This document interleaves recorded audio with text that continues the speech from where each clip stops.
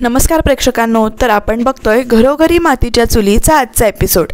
आता एपिसोडच्या सुरुवातीला इथे ऋषिकेश आणि जानकी नानासाहेबांशी बोलायला त्यांच्या रूममध्ये जात असतात, पण तिथे आई असल्या तर असा विचार करून ते थांबलेत आणि ह्या दोघांचं बोलणं इकडे ऐश्वर्या आडून ऐकते आणि आता ती बघूया पुढे काय करते ते। तर जानकी म्हणते ऋषिकेशला की आपण अवंतिका आणि सौमित्र भाऊजींबद्दल बोलायला चाललोय खरं, पण तिथे आई असल्या तर आपल्याला नीट बोलता येणार नाही नानासाहेबांशी।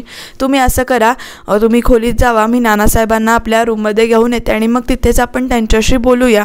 आणि असं त्यांचं बोलणं चालू आहे आणि इकडे ऐश्वर्या आता त्यांचं बोलणं ऐकणार आहे आणि नेमकं काय करणार आहे ते बघूया आपण, कारण नवीनच काहीतरी इथे नाटक सुरू होणार आहे। कारण हा एपिसोडचा प्रोमो आपण बघितला आहे। आता खरंच जानकीला ती घराबाहेर काढते का, जानकी म्हटल्याप्रमाणे ती नाक घासते त्यांच्या पुढ्यात, ते बघणं आपल्याला इंटरेस्टिंग ठरणार आहे आणि त्याच्यासाठी ह्या दोघी काय काय करतायत, कशी आपली खिंड लढवत आहेत ते बघणं खरंच इंटरेस्टिंग ठरणार आहे। त्यामुळे तुम्ही चॅनलला सबस्क्राईब करून ठेवा।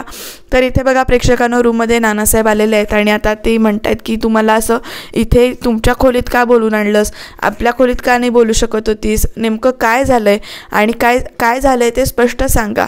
आणि जानकी ते म्हणते विषय तसा इमोशनल पण आहे, गंभीर पण आहे, नाजूक पण आहे आणि ती ऋषिकेशला सांगत असते की तुम्ही बोला म्हणून, पण ऋषिकेश इथं बोलत नाही आणि लगेच इथे नानासाहेब म्हणतात ते सगळं तुम्ही जे काही सांगाल ते आहे, तर ते सांगायच्या आधी मला एका प्रश्नाचं उत्तर द्या, अवंतिका घर सोडून का गेली असं त्यांनी विचारलं। तेव्हा आता काय नेमकं सांगायचा हा प्रश्न दोघांना पण पडलाय, पण खरं तर सांगावं लागेल।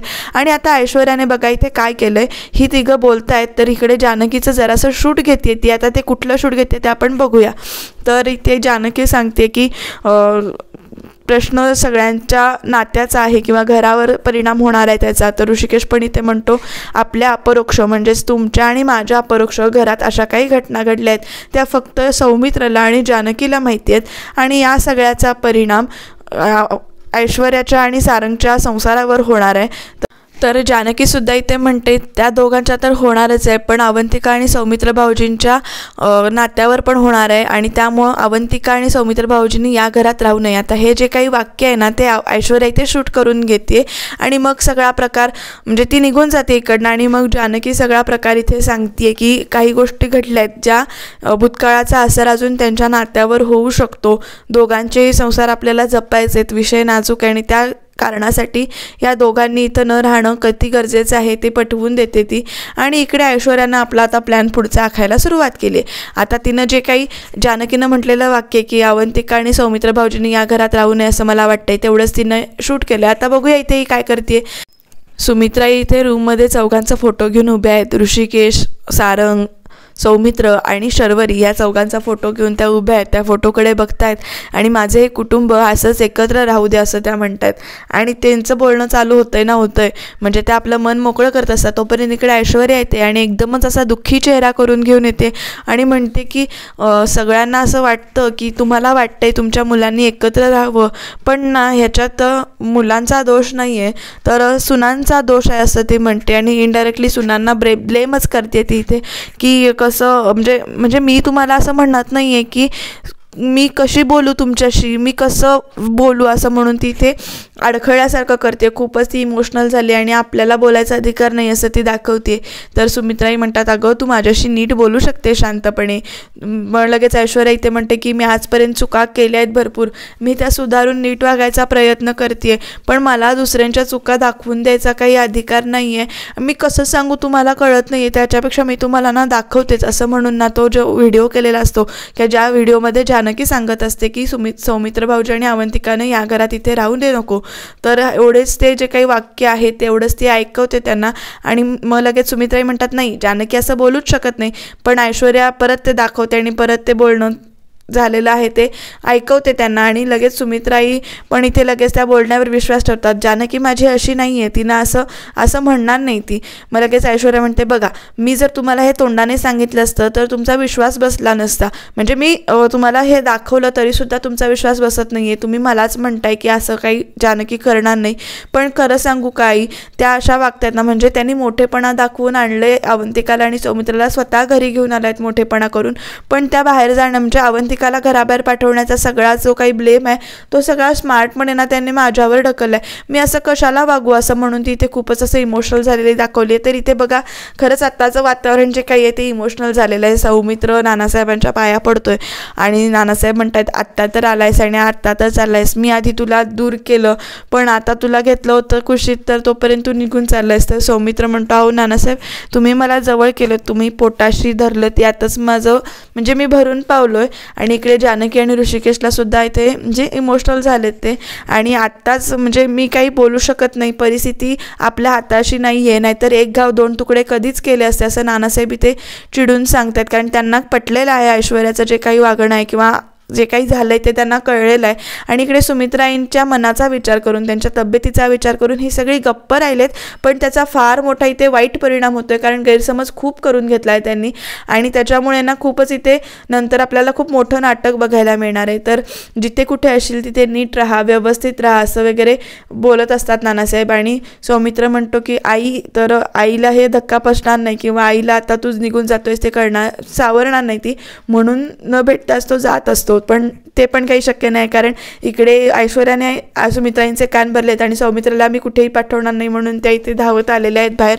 बाहेर येऊन बघतात तर काय सौमित्र जायला निघालाय आणि अवंतिका पण आधी गेले, त्यामुळं त्या आधीच नाराज होत्या. तर सुमित्राई लगेच ओरडायला चालू करतात आधी अवंतिका नाराज होऊन गेली, आता तू चाललायस, तू जाऊ नकोस, तू इथे थांब.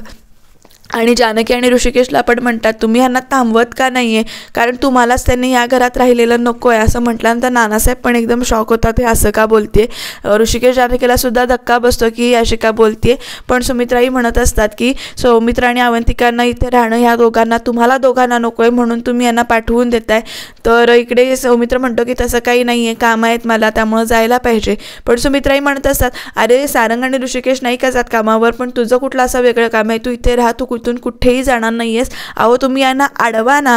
तर इकडे जे ते पण काही बोलत नाही, त्याचं त्याला जाऊ देत. इथे जानकी बोलायचा प्रयत्न करते की त्यांच्या मनात नाही आहे तर आपण अडवून काय करणार आणि तुम्हाला इथे नको आहे असं म्हटल्यानंतर तिचा चेहरा बघा कसा धक्का बसला. आणि हा प्लॅन ऐश्वर्याचा सक्सेसफुल इथे झालेला आहे की सगळा जो काही ब्लेम आहे सौमित्राला आणि अवंतिकाला बाहेर काढण्याचा तो जानकी आणि ऋषिकेशवर इथे आलेला आहे.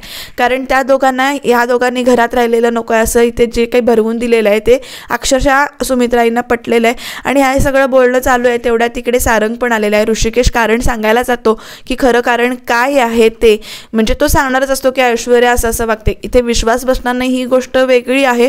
पण सारंग भाऊजी आल्यानंतर त्या जानकी एकदम ऋषिकेशला थांबवते आणि ती बाजू सावरून घेते आणि म्हणते त्या दोघांच्या मनात नाही इथे राहायचं तर आपण त्यांना आग्रह करून काय करायचं असं ती विचारते.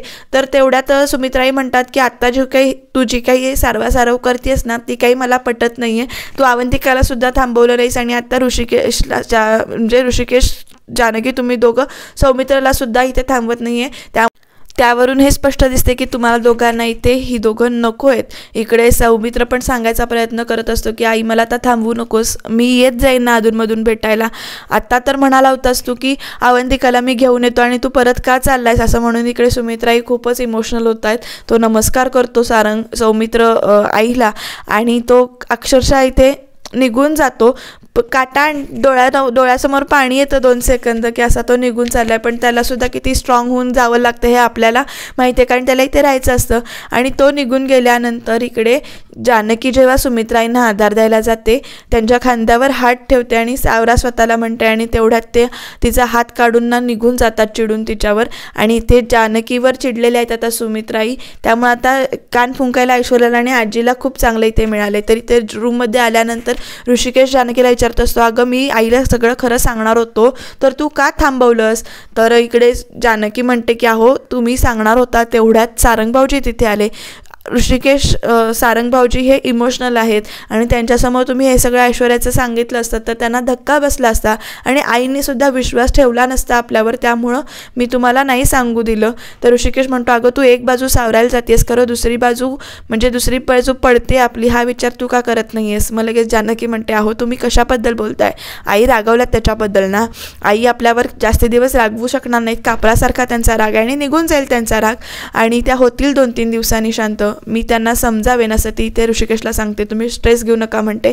आणि मग त्याच्यानंतर ती खाली जाते आईंच्या औषधाची वेळ झाली, त्यांना औषधं देते असं म्हणून ती खाली येते. इकडे सुमित्राई बसलेल्या आहेत आणि जानकी येते खाली आणि गोळ्या घ्या, औषधांची वेळ झाली, ह्या गोळ्या घ्या म्हणून सांगते. तर नको आहेत मला औषधं असं म्हणून त्या रागानेच तिथे उत्तर देतात. आणि मग इकडे जानकी म्हणते की तुम्ही माझा राग औषधांवर काढू नका. मग सुमित्राई म्हणत असतात, तू असं का वागलीस, तू का नाही थांबवलंस, तू अशी नव्हतीस जानकी, तू असं का वागलीस. मग ती म्हणते की सुमित्राई म्हणतात की तुलाच या घरात त्यांना राहायला नको होतं का. तर लगेच जानकी म्हणते की नाही आई तसं नाही आहे, अहो मीच त्या दोघांना आणले नाही ते घरात, आणि मग मी माझ्या मनात असं का असेल की त्या दोघांना घरात आणून मग त्यांना पाठवायचं. तर इकडे सुमित्राई पण म्हणतात तू आणायचं काम केलंस, मोठेपणा केलास. दरवेळी लगेच त्या चिडून म्हणतात की दरवेळी तू सारखा हट्ट करतेस आणि आजच का हट्ट नाही केलास त्या दोघांनी राहावं, असं नेमकं काय कारण आहे. तर इकडे जानकी म्हणते की आहे कारण, पण मी ते तुम्हाला आत्ता सांगू शकत नाही. कसं सांगू मी तुम्हाला, तुमचं तुम्हीच समजून घ्या असं ती म्हणत असते. पण इकडे सुमित्रांच्या डोक्यात काही प्रकाश पडत नसतो. पण त्या इथे जानकीला मात्र खूप बोलतात की तुलाच त्यांनी ह्या घरात राहिलेलं नको आहे ना, म्हणून तू असं वागलीस. आणि हेच वाक्य सारखं सारखं ते ऐकून दाखवतायत जानकीला. आणि माझी शपथ आहे तू खरं काय ते कारण सांग. आता जानकी म्हणते की आता मी जर खरं सांगितलं तर तुमचा विश्वास पण बसणार नाही असं ती मनात म्हणते आणि शपथ घालू नका असं म्हणते. आणि इकडे प्रेक्षकांना उद्याच्या भागामध्ये तो जो काही कालचा व्हाईट बोर्डवर लिहिलं होतं तर ते आपल्याला इकडे दिसणार आहे. व्हाईट बोर्डवर लिहिलेलं जानकीने बघितले आणि ते या दोघींनी उद्या चॅलेंज दिलेलं आहे एकमेकींना की या 30 दिवसाच्या आत ऐश्वर्या जानकीला घराबाहेर काढते की जानकी ऐश्वर्याला पाय घासून सगळ्यांची माफी मागायला लावते नाक घासून. हे बघण्यासाठी आपल्याला बघत राहावं लागेल नेमकं काय काय होतंय ते, कसं ह्यांचं चॅलेंज ते खेळतायत दोघीजणी. आणि त्यामुळं आपण चॅनलला सबस्क्राईब करून ठेवूया आणि बघत राहूया सिरियल घरोघरी मातीच्या चुली.